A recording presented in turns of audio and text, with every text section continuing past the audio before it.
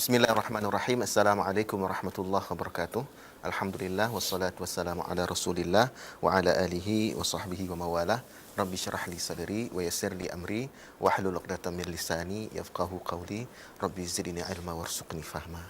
Para pemirsa HTV Allah muliakan, alhamdulillah pada pagi ini kita masih diberikan kesehatan oleh Allah, diberikan kesempatan, dan tentu kita tidak lupa bersalawat kepada Nabi kita yang mulia, Nabi Muhammad sallallahu alaihi wasallam, dan juga kepada keluarga dan sahabat beliau sekalian.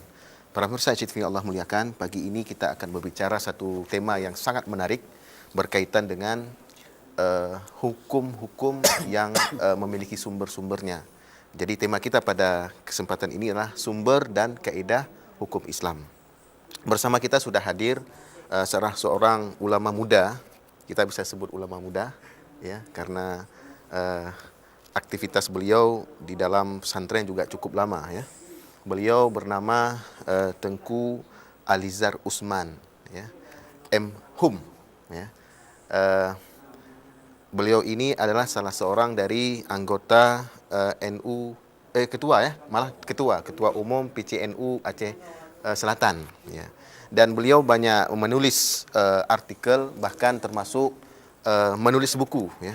Nah, ini salah satu buku tulisan beliau yang sudah dipublikasi. Nama bukunya adalah Pena Tengku Dayah.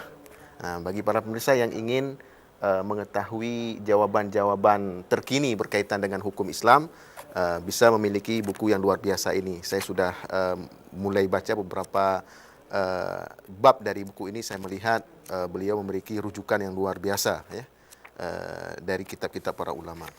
Baik, para pemirsa yang Allah muliakan, sebagaimana tadi kita sebutkan, oh ya, kita sebutkan juga sebelumnya bahwa beliau ini juga alumni dari Dayah Darul Ma'arif, ya, Lamatu.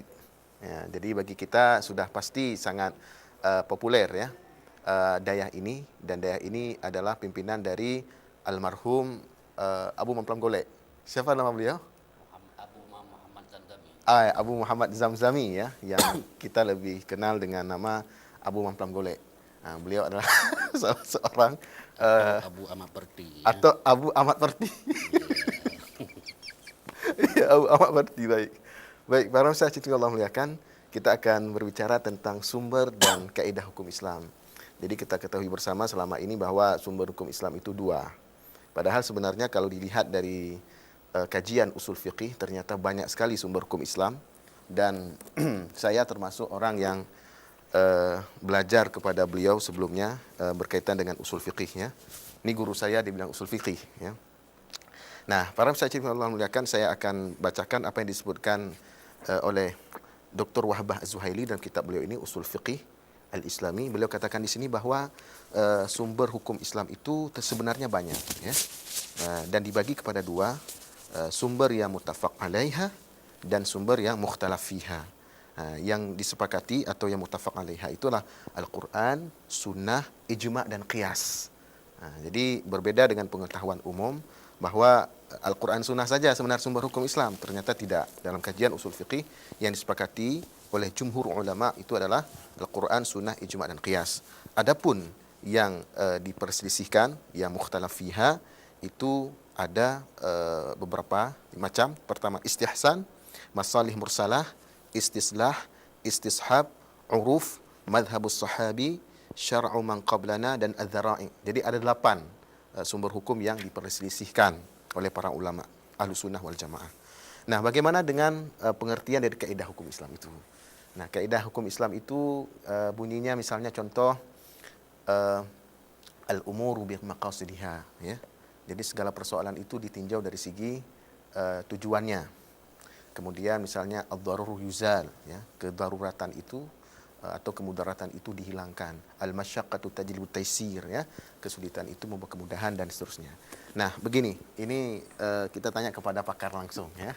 Beliau sudah berkecimpung lama di pesantren dan juga mahasiswa dulunya beliau juga mahasiswa UIN Arandiri jurusan Muqaranah Madzhab, ya, perbandingan mazhab. Dan sebagaimana kita sebut tadi, beliau juga sudah menghasilkan satu karya yang luar biasa, ya, dengan buku beliau ini, Pena Tengku Dayah. Ini beda sekali dengan tulisan-tulisan ulama-ulama Dayah sebelumnya yang saya tahu. Misalnya kayak Haji Sirajuddin Abbas, atau lainnya, karena rujukan beliau sangat valid. Baik.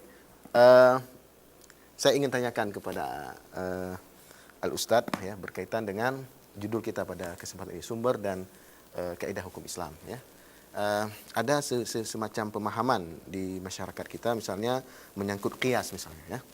Jadi misalnya mengkiaskan bolehnya azan di kuburan, bahkan dalam anggapan hukumnya sunat ya, dikiaskan kepada bayi yang lahir.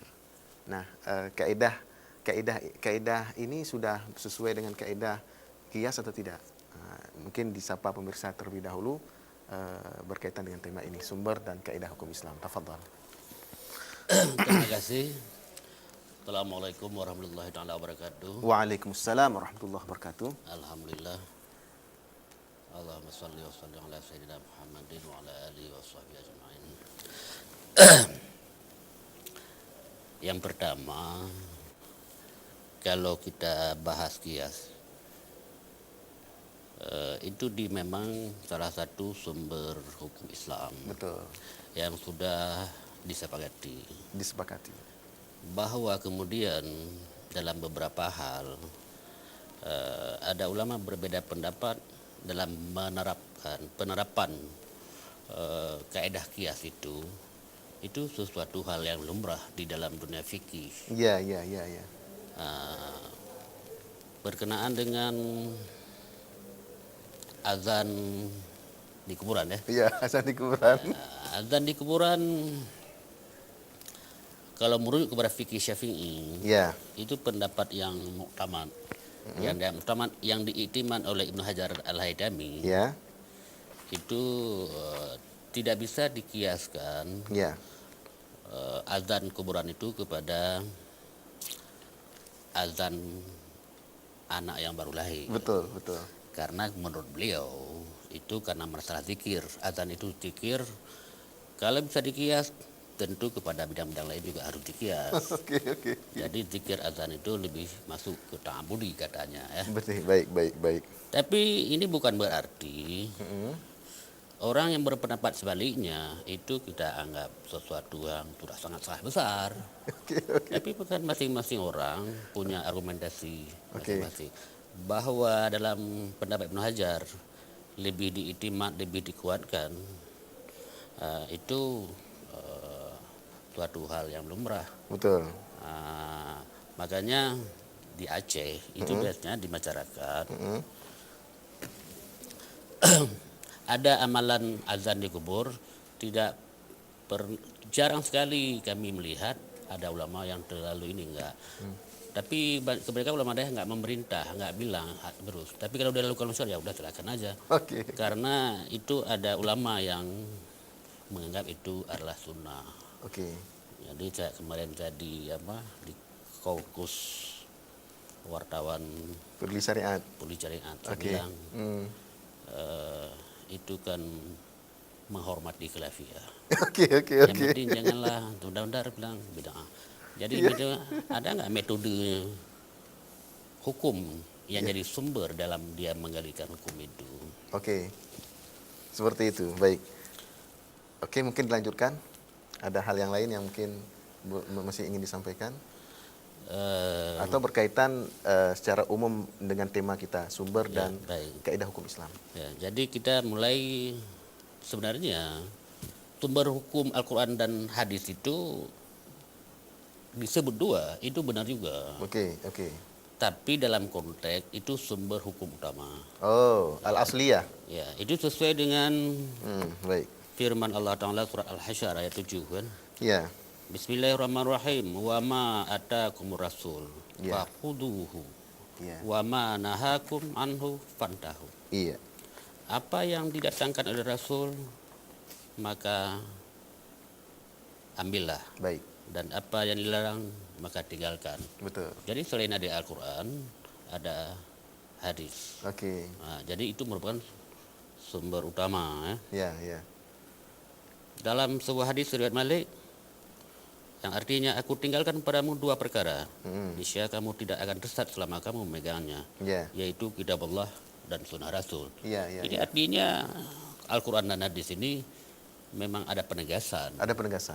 bahwa itu sebagai sumber hukum, tapi tidak menafikan sumber hukum lain. Lebih tepat kalau kita analisis lebih, ada ijma, ada qiyas, ada istishab, sadrul zara'i, itu penjabaran dari Al-Quran dan As-Sunnah. Jadi dasarnya ke lain-lain sumber ini juga merujuk ke sumber utama tadi. Iya, sumber utama. Jadi ada semacam tasamuh, toleransi istilah di kalangan usul, di kalangan para ulama usul untuk menetapkan bahwa sumber hukum itu bukan hanya dua. Ada ijma, ada qiyas. Kalau kita sambung kepada yang khilafiyah lagi sampai 10, 11 ya. Baik, para muslimin yang dimuliakan, kita akan lanjutkan setelah pesan-pesan.